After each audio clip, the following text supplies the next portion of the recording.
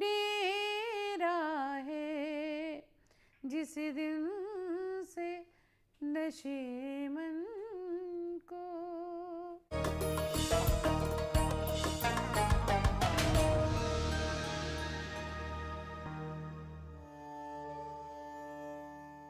ز حال مسکین مکن تغافل، درائے نینا بنائے بتیاں. کتاب ہجراں ندارم جاں، نہ لیہو کاہے لگائے چھتیاں. شبان ہجراں دراز چو زلف، روز وصلت چو عمر کوتاہ. سکھی پیا کو جو میں نہ دیکھوں، تو کیسے کاٹوں اندھیری رتیاں. ناظرین آداب، ڈی ڈی اردو کے خاص پروگرام اردو شاعری کا بدلتا منظرنامہ، اس پروگرام میں رضا حیدر آپ سبھی کا استقبال کرتا ہوں. آج ہم گفتگو کریں گے اردو کے ممتاز شاعر میر تقی میر کی زندگی اور ان کی شاعری پر، اور ہمارے ساتھ گفتگو کے لیے دو خاص مہمان ہیں. میں چاہتا ہوں کہ سب سے پہلے اپنے مہمانوں کا تعارف کرا دوں. میرے پہلے مہمان ہیں پروفیسر شہپر رسول صاحب، جو کسی بھی طرح سے تعارف کے محتاج نہیں ہیں. آپ جامعہ ملیہ اسلامیہ میں پروفیسر ہیں، بہت ہی اچھے اور بہت ہی اہم شاعر ہیں، اور جو پوری اردو شاعری کا جو منظرنامہ ہے، اس منظرنامے میں آپ کا نام بہت رسپیکٹ، عزت، احترام سے لیا جاتا ہے. ہماری دوسری مہمان ہیں ڈاکٹر نجمہ رحمانی. آپ کا بھی تعلق دہلی یونیورسٹی کے شعبہ اردو سے ہے. کئی کتابیں آپ نے لکھی ہیں، کئی آرٹیکلس آپ کے پبلش ہوئے ہیں، اور اردو ورلڈ میں بھی آپ کا نام کافی جانا اور پہچانا جاتا ہے. تو ہم اپنے مہمانوں سے گفتگو کریں گے میر تقی میر کی زندگی اور شاعری کے اوپر. لیکن ناظرین، اس سے پہلے میں چاہتا ہوں کہ میر تقی میر کی زندگی اور ان کی شاعری کے تعلق سے ایک دو باتیں آپ کے ساتھ شیئر کروں. جیسا کہ آپ سبھی جانتے ہیں کہ میر تقی میر آگرہ میں پیدا ہوئے، لیکن ان کی زندگی کا بڑا حصہ لکھنؤ اور دلی میں گزرا. میر تقی میر نے شاعری کا ایک بڑا ذخیرہ جو ہے وہ اردو دنیا کو سپرد کیا ہے. ان کی شاعری کا اگر آپ مطالعہ کریں تو قصائد، رباعیات، مثنوی، غزلیں، اور اس کے علاوہ بھی بہت ساری شعری اصناف ان کی شاعری میں ہمیں دکھائی دیتی ہیں. میر تقی میر کا جو زمانہ تھا وہ ہندوستان کی ابتری تباہی اور بربادی کا زمانہ تھا. انگریز آہستہ آہستہ ملک پر قبضہ کر رہے تھے، مغلیہ سلطنت ختم ہو رہی تھی، اور دلی کی تباہی اور بربادی کا یہ حال تھا کہ میر تقی میر جو دلی کی تہذیب اور وہاں کی ثقافت سے بے پناہ محبت کرتے تھے، ان کو دلی کی تباہی کا بہت احساس تھا، جس کا اظہار انہوں نے اپنی شاعری میں بھی کیا. یہی وجہ تھی کہ جب وہ لکھنؤ پہنچے، اور لکھنؤ پہنچنے کے بعد جب ان کو معلوم ہوا کہ کوئی مشاعرہ ہو رہا ہے، اور اس مشاعرے میں جب وہ شریک ہوئے تو وہاں موجود کچھ لوگوں نے جب ان کی بدحالی کا حال دیکھا تو ان سے ان کا تعارف پوچھا. وہ مسکرائے تو میر تقی میر نے جواب دیا جو بہت ہی مشہور و معروف 6 مصرع ہے کہ کیا بود و باش پوچھو ہو پورب کے ساکنوں، ہم کو غریب جان کے حسس پکار کے. دلی جو ایک شہر تھا عالم میں انتخاب، رہتے تھے منتخب ہی جہاں روزگار کے، اس کو فلک نے لوٹ کے برباد کر دیا، ہم رہنے والے ہیں اسی اجڑے دیار کے. تو ناظرین، بہت ساری باتیں آج ہوں گی میر تقی میر کے تعلق سے. ہم اپنے ایکسپرٹ سے پوچھیں گے، سوالات کریں گے، اور ہم یہ کوشش کریں گے کہ ہر جہت اور ہر پہلو پر میر تقی میر کی زندگی اور شاعری کے تعلق سے گفتگو. میر تقی میر کا جو ابتدائی زمانہ تھا، اس زمانے کے تعلق سے آپ کچھ روشنی ڈالیں. دیکھیے، میر تقی میر 1722 جی جی 22 اور 23 لوگ کہتے ہیں عام طور پہ پیدا ہوئے تھے. آگرہ میں ان کی پیدائش ہوئی تھی. آگرہ کے لیے بہت ساری چیزیں لکھی گئی ہیں. آگرہ کا بھی حال جیسے کہ آپ نے کہا تو بہت اچھا نہیں تھا اس وقت، لیکن یہ کہ جو بچہ کسی خاندان کسی گھر میں پیدا ہوتا ہے، اس کو جس طرح کی تربیت، جس طرح کا ماحول اور جس طرح کی دیکھ ریکھ کی ضرورت ہوتی ہے، تو شروع میں تو ان کو وہ ملی، لیکن بہت کم عمری میں ان کے والدہ، ان کے والد جو ہے وہ گزر گئے. تو اس طرح کا جو ایک تحفظ اور اس طرح کی جو ایک دیکھ بھال ہونی چاہیے تھی، یقیناً ان کی نہیں ہوئی. تو بہت زندگی کے بالکل ابتدا سے جس طرح کی کیفیت سے وہ گزرے ہیں، ان کی پوری شاعری میں آپ دیکھیے کہ بچے کے ذہن پہ جو ایک نقوش ثبت ہوتے ہیں بچپن میں، ان کے اثرات دکھائی دیتے ہیں. وہ الگ بات ہے کہ زمانے کے ساتھ چیزیں بدلتی رہتی ہیں، تو وہاں آگرہ میں وہ رہے اس زمانے میں، اور جب یہ کیفیت ہو گئی تو اس کے بعد وہ دہلی آئے. وہاں ان کے ایک سوتیلے بھائی تھے، انہیں ان سے بہت توقع تھی، لیکن ان سے اس طرح کے معاملات نہیں رہے جیسے کہ رہنا چاہیے تھے. دلی آئے، دلی سے پھر چلے گئے، پھر بعد میں دہلی آئے.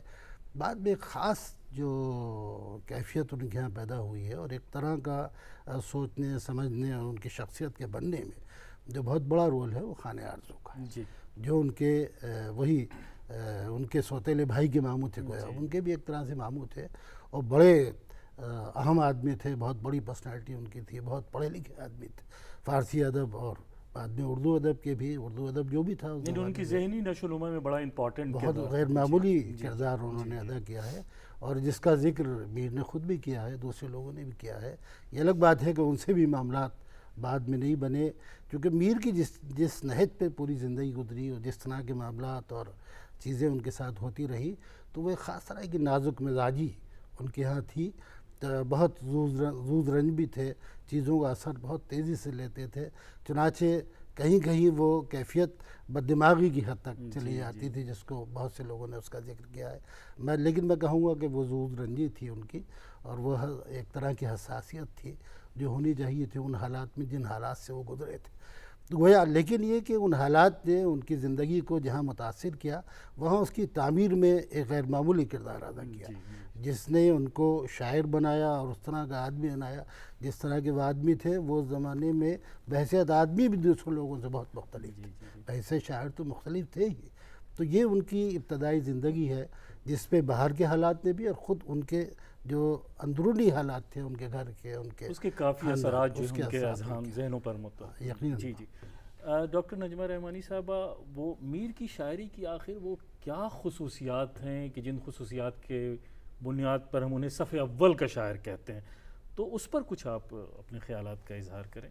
کہ ہر عہد میں شاعری کے اپنے موضوعات ہوتے ہیں، کچھ یونیورسل ہوتے ہیں اور جو ہمیشہ ہر جہاں ہر طرف ادب میں پائے جاتے ہیں، کچھ مخصوص ہوتے ہیں، کچھ آفاقی ہوتے ہیں کہ وہ ہر عہد میں انہیں سمجھا جاتا ہے، انہیں پڑھا جاتا ہے، انہیں موضوع بنایا جاتا ہے. کچھ ویکیبلری یا لسانی پہلو ہوتے ہیں جو کسی شاعر سے مخصوص ہو جاتے ہیں. میر کے ہاں موضوعاتی اعتبار سے بھی اور لسانی اعتبار سے بھی جو ایک آفاقی پہلو اس شاعری کا ہے جو ہر دور میں پسند کی جاتی رہی. آج بھی یونیورسٹیز کے نصاب میں، اسکولوں کے نصاب میں میر کے بغیر ہمارا ادب مکمل نہیں ہوتا.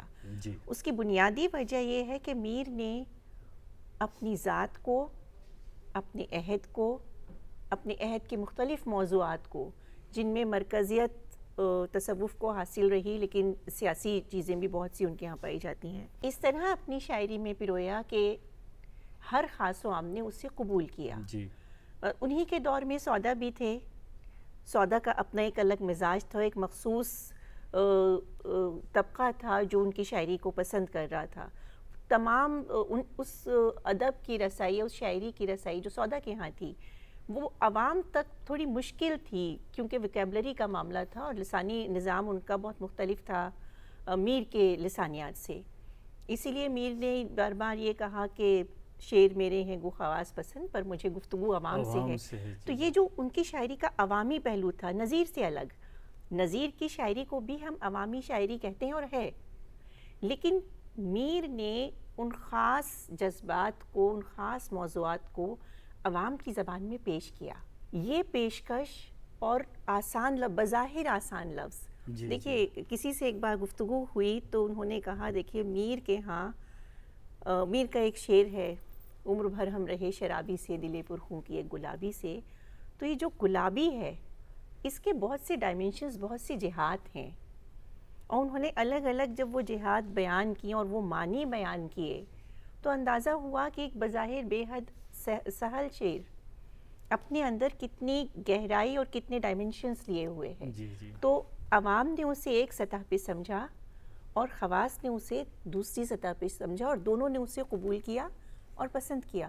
تو بنیادی بات جو میر کی شاعری میں ہم دیکھتے ہیں کہ ان کی رسائی عوام اور خواص دونوں میں تھی. پروفیسر شیپر رسول صاحب، وہ جو میر کا جو پورا زمانہ تھا وہ 18 سینچری 18ویں صدی کا زمانہ تھا، اور وہ زمانہ ہندوستان کی تباہی اور بربادی، نادر شاہ کا حملہ، مغلیہ سلطنت کا تقریباً خاتمہ ہو رہا تھا، خاص طور انگریزوں سے کا تسلط. تو دہلی کا جو جی میں یہ چاہتا ہوں کہ جو پورا دلی کا ماحول تھا اور کس طرح سے تبدیلی آ رہی تھی، اور اس کے بارے میں آپ کچھ ہمارے ناظرین کو بتائیں. گولڈی میٹ مٹن مسالے، جو آپ کے ہاتھ کا مٹن کھائے زندگی بھر آپ کا ہو جائے. دلی کا جو ماحول تھا اس وقت کا، جی اس کا تو ذکر میر نے بہت کیا. جی اور میر کی شاعری میں متعدد اشعار ایسے ہیں جس میں بار بار اس کی طرف اشارہ کیا گیا، اور اس کا اثر ان کی شخصیت اور ان کی شاعری دونوں پر دیکھا جاتا ہے. تو وہ تو آپ نے شروع میں ہی اس کی طرف اشارہ کیا تھا کہ وہ دلی کی بدحالی کا زمانہ تھا. کتنے دلی تو ایسی ہے کہ 100 بار لٹی اور 100 بار آباد ہوئی، اور اس بیشتر لوگ دلی کے دوسری جگہ پر جاتے رہے. اس کی بنیادی وجہ یہ تھی کہ دلی جو ہے بہت، اور اس کے بعد کے شعراء نے بھی اس کا ذکر کیا ہے، چونکہ یہ سلسلہ بہت دیر تک چلتا رہا. لیکن یہ کہ میر کے تعلق سے دیکھا جائے تو میر نے جو اس زمانے کے کچھ رؤوسا تھے، کچھ چھوٹے چھوٹے دربار تھے، ان سے منسلک رہے وہ، اور وہاں سے وظائف بھی ان کو ملے. لیکن وہ جو دلی کی بدحالی تھی تو بہرحال میر کی بدحالی بھی رہی. اور میر اس طرح سے، جس طرح سے ایک فنکار کو مطمئن ہو کے اپنی شاعری یا جو بھی فن ہے تو اس پہ توجہ دینی چاہیے. تو لیکن میر کا مسئلہ یہ ہے کہ ان چیزوں نے میر کو شاعر بنایا، اور میر کی شاعری کو رنگ و روغن، ایک طرح کی جو ایک جلا بخشی ان تمام چیزوں نے، اور ان تمام چیزوں کو انہوں نے موضوع بنایا. میر کو کہا جاتا ہے کہ صاحب یہ تو بہت عوام کے شاعر ہیں اور عام زبان انہیں استعمال کی ہے. لیکن یہ بہت آسان سی بات ہے، اتنی آسان بات یہ ہے نہیں جس طرح سے کہہ دیا جاتا ہے. میر کا جو بہت بڑا کارنامہ ہے وہ یہ ہے کہ انہوں نے روزمرہ کی زبان کو شاعری کی زبان بنا دی. یہ کوئی آسان بات نہیں ہے، بہت بڑی بات ہے جو میر نے کی. اس کے علاوہ اس وقت کی جو عام زندگی تھی اور جو روزمرہ کی زندگی تھی، جس میں وہ سیاسی و سماجی حالات جس کی طرف آپ اشارہ کر رہے ہیں وہ خاص اہمیت رکھتے تھے، اس عام زندگی کو میر نے اس طرح سے پیش کیا اور اتنی باریکی سے اس کو دیکھا.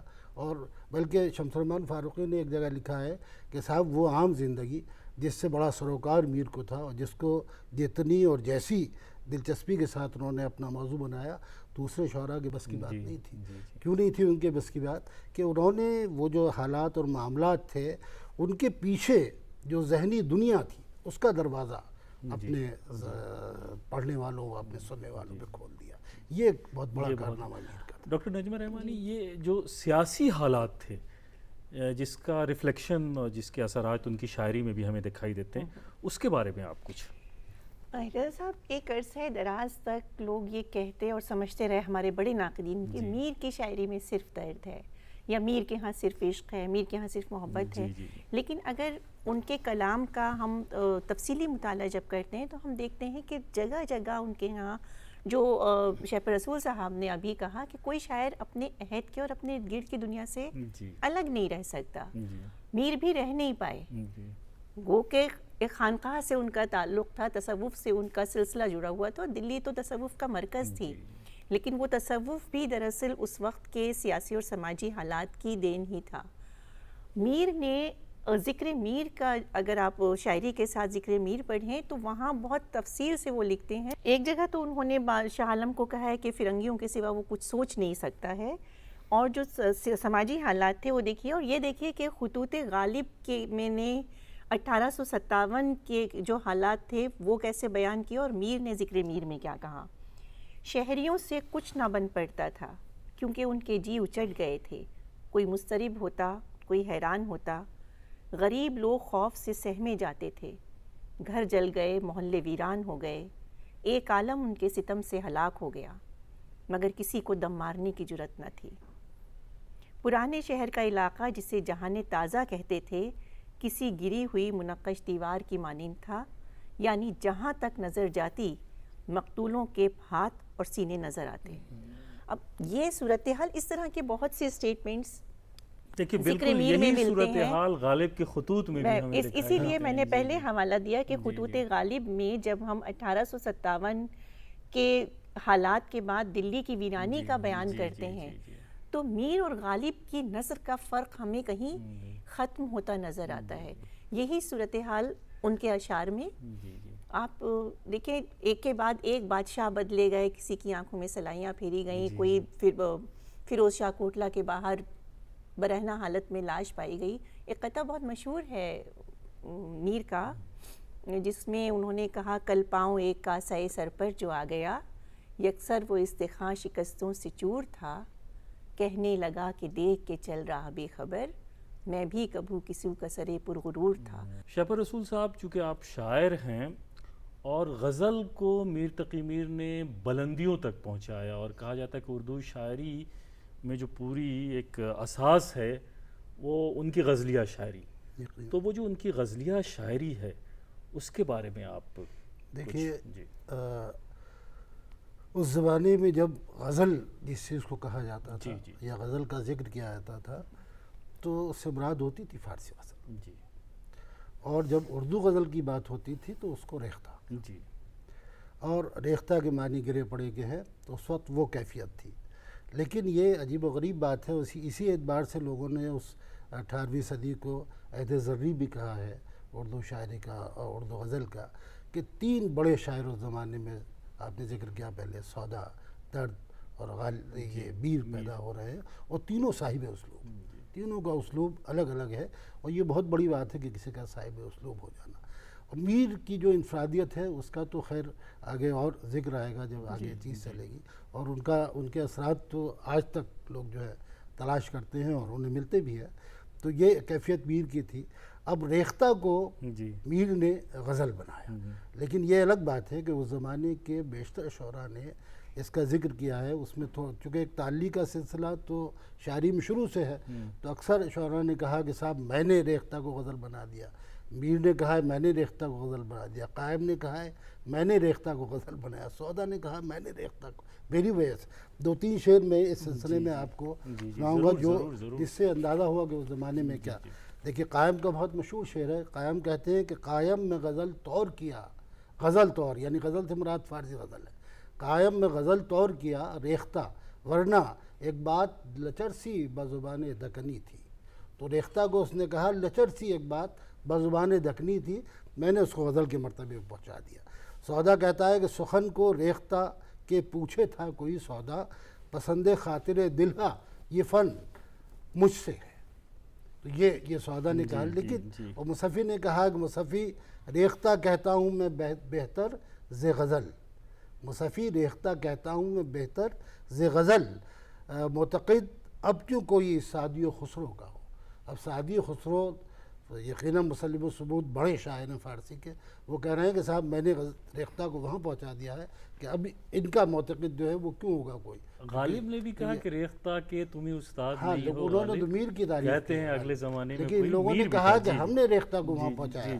اب میر کہتے ہیں, دیکھیں میر نے یہ کہا ہے ریختہ رتبے کو پہنچایا ہوا اس کا ہے, ریختہ رتبے کو پہنچایا ہوا اس کا ہے, معتقد کون نہیں میر کی استادی کا. یہ میر خود کہہ رہے ہیں, بہت خوب, اور یہ کہہ رہے ہیں کہ صاحب میں نے جو ہے ریختہ کو غزل کے رتبے پہ پہنچا دیا. گویا یہ کہ غزل وہی ہے جو فارسی غزل جو یقیناً بڑے مطالب طے کر کے, اور اس کی ایک حیثیت تھی, اور یقیناً ہم نے بہت کچھ حاصل کیا اردو کی غزل نے, لیکن انہوں نے کہا کہ صاحب ہم نے غزل کو وہاں پہنچا دیا. تو کیسے پہنچا دیا؟ میر کو خدائے سخن کہا گیا, کچھ لوگوں نے میر کو ناخدائے سخن بھی کہا. خدائے سخن کیوں کہا گیا؟ اس کے پیچھے کوئی ہسٹوریکل بیک گراؤنڈ, کوئی پس منظر کیا اس کی؟ جی میر کو اپنی اہمیت اور اپنی عظمت کا خود ادراک تھا, جو عام طور پہ لوگوں کو نہیں ہوتا. تعلی کے شعر اور تعلی کی باتیں بہت لوگ کرتے ہیں, لیکن یہ کہ آپ کو واقعتاً ادراک ہو جائے کہ آپ کس مرتبے پہ اور کس سطح پر ہے, یہ بہت بڑی بات ہے. میر کو تھا اس کا ادراک, ورنہ وہ یہ کبھی نہ کہتے کہ سارے عالم پر ہوں میں چھایا ہوا, مستند ہے میرا فرمایا. شہپر صاحب ایک اور شعر ان کا تعلی کا مجھے میرے ذہن میں آیا, وہ بہت اچھا ہے. ان ریختوں کو گلیوں میں پڑھتے پھریں گے لوگ, مدت رہیں گی یاد باتیں ہماری. غالباً اسی طرح ہے یہ شعر. بالکل اس طرح کے اشعار اور لوگوں کے ہاں بھی ہیں, لیکن میر کا اختصاص یہ ہے کہ میر جس سطح پر یہ بات کہہ رہے ہیں تو اس میں ایک زور ہے. نہیں, کسی نے اعتراض نہیں کیا, کسی آدمی نے یہ نہیں کہا بھئی اپنے لیے فرمانا وہ کہہ رہا ہے, جو ہماری تہذیب کے منافی ہے ایک اعتبار جی سے. جی جی اپنے لیے تو ہم مستند ہے. عرض کرنا جی، جی، کہتے جی، ہیں جی. لیکن کون کہہ رہا ہے؟ میر کہہ رہا ہے. اس لیے کسی کو اعتراض نہیں. رشید صاحب نے کہا وہ کہ میر سے اس بے گلشن تکلفی آفریدہ والی جو کوئی بات ہے. جی، میر بالکل سے صحیح آپ اس بے تکلفی کی جرت کسی نے نہیں کی. یا عسکری صاحب نے کہا ہے کہ صاحب سب پہ اعتراضات لوگوں نے کیے, بڑے بڑے شعراء کی عظمت پہ بھی انگلی اٹھائی لوگوں نے, لیکن میر کے خلاف کسی نے کچھ کہا ہو تو شاید ڈھونڈے سے کہیں کچھ مل جائے. میر کی جو پوری عشقیہ شاعری ہے اس کے بارے میں آپ کچھ ہمارے ناظرین کو بتائیں. عشقیہ شاعری کے حوالے سے بھی ان کا ایک بڑا اہم نام ہے. ہاں ان کا جی جی. دراصل اور میں چاہتا ہوں کہ کچھ اشعار بھی پڑھ کر کے آپ سنائیں. اگر اشعار جی، جی، ذہن میں جی، ہوں گے جی، تو میں جی، ضرور جی، آپ کو جی. سناؤں گی. عشق و صحت غالباً ہر عہد کا بنیادی تصور ہے, صرف شاعری کا نہیں, ہمارے عام انسانی جذبات میں عشق کا ایک مرکزی کردار ہوتا ہے, خواہ وہ کسی انسان سے ہے, کسی ذات سے ہے, یا کسی مقصد سے ہے. تو ہر عہد میں عشق ایک بنیادی مرکزی خیال ادب کا اور زندگی کا رہا. پھر میر جس خانوادے سے تعلق رکھتے تھے, میر کے والد نے ان سے کہا تھا کہ بیٹا عشق اختیار کرو. وہ کون سا عشق ہے؟ تو عشق کا ایک وسیع تصور میر کے ہاں ہے. وہ عشق جب اپنی بلندیوں پہ جاتا ہے تو خدا سے ملتا ہے. اپنے ارد گرد کی دنیا میں جب خود کو پاتا ہے تو وہ انسانوں کے درمیان ہوتا ہے. وہی عشق درد بندی بھی پیدا کرتا ہے. میر کے ہاں درد بندی, جو ہم یہ کہتے ہیں کہ میر کے ہاں گداز ہے, یہ گداز کہاں سے آیا؟ یہ گداز دراصل اس عشق سے آیا جو میر نے صرف لفظوں میں بیان نہیں کیا, بہت خوب. بلکہ اسے محسوس کیا, اس تجربے سے گزرے. شفا رسول صاحب, جو اصل ایک بات ہے کہ بیزاری کا تصور, پوری شاعری کو آپ اٹھا کر کے دیکھ لیجئے, اس میں اگر عشقیہ پہلو بھی ہیں تو اس میں ایک بیزاری کا جو پورا کانسیپٹ ان کی شاعری میں ہمیں جگہ جگہ دکھائی دیتا ہے. تو اس کے حوالے سے آپ کچھ بتائیں ہمارے ناظرین. دیکھیے میر کی پوری زندگی, جیسے کہا گیا کہ عشق, جی جی تو عشق ان کے ہاں زندگی بن گیا. جی جی جی اور عشق کے جو معاملات و طیبات ان کے تھے جی، جی. وہ بڑے غیر معمولی تھے. جی جی اور وہ تو کہتے ہیں کہ صاحب تمام عمر میں ناکامیوں سے کام لیا. جی جی. تو ناکامیوں سے کام لینا کوئی بہت معمولی بات تو نہیں ہے, بہت بڑی بات ہے ناکامیوں سے کام لے. ایک اور شعر میں میر کا جی، جی، آپ ضرور. آپ کو بتاتا ہوں. میر کہتے ہیں جی، کہ جی، دل ٹھیک. خراشی ہو, جی. جگر چاکی ہو, خون افشانی. اب یہ تین باتیں, دل خراشی ہو, جگر چاکی ہو, خون افشانی, یہ کسی معمولی تجربے کے نتیجے میں یہ چیزیں نہیں ہو سکتی. جی جی جی. یقیناً کتنے تجربات رہے ہوں گے, وہ کیا کیفیت رہی ہوگی جب یہ چیزیں سامنے آئی ہوں گی کہ دل خراشی ہو, جگر چاکی ہو, خون افشانی. ہوں تو ناکام پر رہتے ہیں مجھے کام بہت. واہ. یہ ہوں تو ناکام پر رہتے ہیں مجھے کام بہت, یہ ہے پوری زندگی اس کی. تو یہاں یہ کتنی بار وہ بیزاری کی کیفیت طاری ہوئی ہوگی جب آدمی عشق میں ناکام ہوتا ہے اور عشق کے یہاں پوری حیات کا تجربہ بن چکا ہے, تو آپ یقیناً اس میں کتنے نشو و فراز ہوں گے. تو بیزاری کیفیت تو جو پوری اس زمانے کی سماجی سیاسی حالات ہیں اور اس زمانے کی ان کی اپنی زندگی کی جو محرومیاں اور ناکامیاں ہیں اور مایوسیاں ہیں, اور اس کے ساتھ ان کے ذاتی جو تجربات عشق کے حوالے سے ہیں, تو وہ بیزاری بھی پیدا کریں گے. لیکن یہ کہ وہ زندگی کی جو گہرائی ہے اس کو سمجھنے, جو ان کے ہاں پورے جو اس دور کے جو حالات تھے اس کا اثر جو ہے, اس کا اثر ان کے اسی وجہ سے ہے. بیزاری. دوسری بات یہ ہے کہ لوگ بہت آسانی سے کہہ دیتے ہیں کہ میر تو صاحب کیفیت کا شاعر ہے یا میر جذبات کا شاعر. مسئلہ یہ ہوتا ہے کہ ان کے ہاں جو پوری شاعری اگر اس کو غور سے پڑھا جائے تو اندازہ ہوتا ہے کہ صاحب وہ تجربات اور وہ بصیرت زندگی کی, وہ گہری بصیرت جو ہے وہ جو ان کے ہاں ہے وہ بہت آسانی سے حاصل نہیں ہوتی. بہت یقیناً ان کے تجربے جو ہیں وہ بہت گہرائی تک وقت زندگی. چونکہ بہت اس کم ہے. میں نا ایک اضافہ میں ان کی بات میں کروں گا کہ عشق کا ظاہری پہلو اور حسن کے خارجی پہلو میر کے ہاں بہت پائے جاتے ہیں, جس سے لوگ عموماً صرف نظر کرتے ہیں. ایک بڑا اہم سوال جو خاص طور پہ میں آپ سے کرنا, چونکہ پوری ترقی پسند شعری روایت کے اوپر آپ کی بڑی گہری نظر ہے, تو کوئی ترقی پسند شعراء نے بھی میر کے اثرات کو بہت قبول کیا. تو میں چاہتا ہوں کہ مختصراً آپ اس کے اوپر کچھ روشنی ڈالیں. دیکھیے میر نے جو میں وہاں سے سلسلہ جوڑتی ہوں اپنی بات کا, جب میں نے اور شیپر صاحب نے بھی کہا تھا کہ سیاسی معاملات میر کے ہاں ہیں. ہمیں یہ فرق دیکھنا پڑے گا, ترقی پسند شاعری نے سیاسی پہلو کو فوکس کیا شاعری کے, میر نے بھی سیاسی پہلو کو شامل کیا اپنی شاعری میں. میر کے ہاں وہ بیانیہ ہے, یہ ایک بنیادی فرق ہے. میر کے ہاں وہ بیانیہ ہے. اب جہاں آفتاب میں ہم ہیں, کلمہ سر وہ گل کے سائے تھے. اس طرح کے بہت سے شعر میر کے ہیں. وہاں سے ایک اثر قبول کرتے ہیں. سب سے زیادہ مجھے فیض کے ہاں وہ اثر نظر آتا ہے. بہت مختلف آپ دیکھیں گے فیض کے کسی مجموعے کا جو جہاں سے شروع ہوتا ہے, آغاز ہوتا ہے بہار آئی تو نخل دار پہ میر, سر منصور ہی کا بار آیا. اس کے علاوہ فیض نے جو موضوعاتی سطح پہ قبول کی چیزیں, میں اس میں سے ایک دو چیزیں آپ کو سنانا چاہوں گی. بہت مشہور نظم ہے فیض کی, آج بازار میں پا بجولاں چلو, دست افشاں چلو, مست و رقصاں چلو, راہ تکتا ہے سب شہر یاراں چلو. اب اس کے بعد میر کے شعر سن لیجئے. جب جنوں سے ہمیں توسل تھا, اپنی زنجیر پاہی کا غل تھا, شاید بہار آئی ہے دیوانہ ہے جہاں, زنجیر کی سیاتی ہے جھنکار پاؤں میں. بہت خوب. آپ دیکھیں دونوں میں موضوعاتی مماثلت بہت واضح ہے اور کہیں ویکیبلری بھی مل رہی ہے.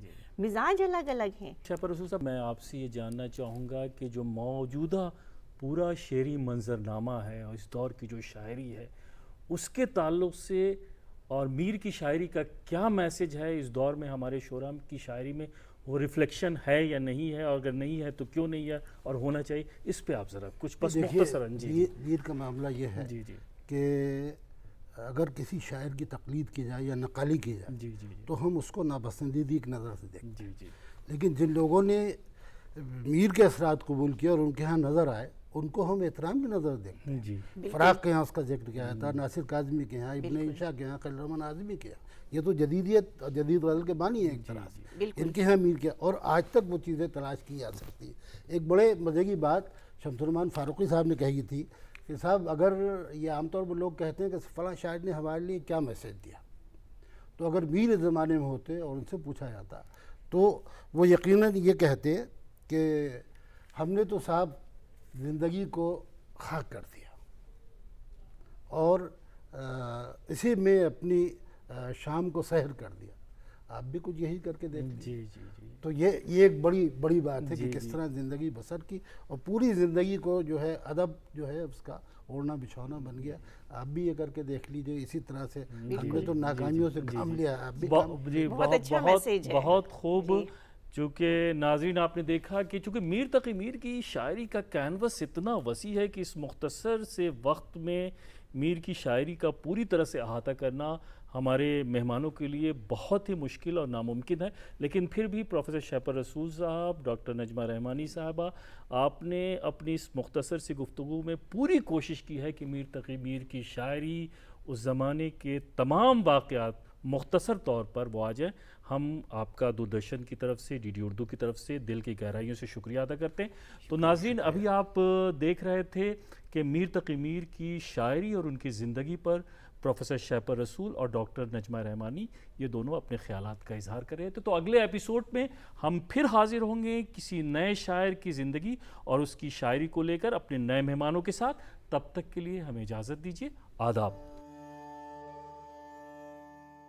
زحال مسکین مکن تغافل, درائے نینا بنائے بتیاں, کتاب ہجراں ندار میں جاں, نہ لیہو کاہے لگائے چھتیاں.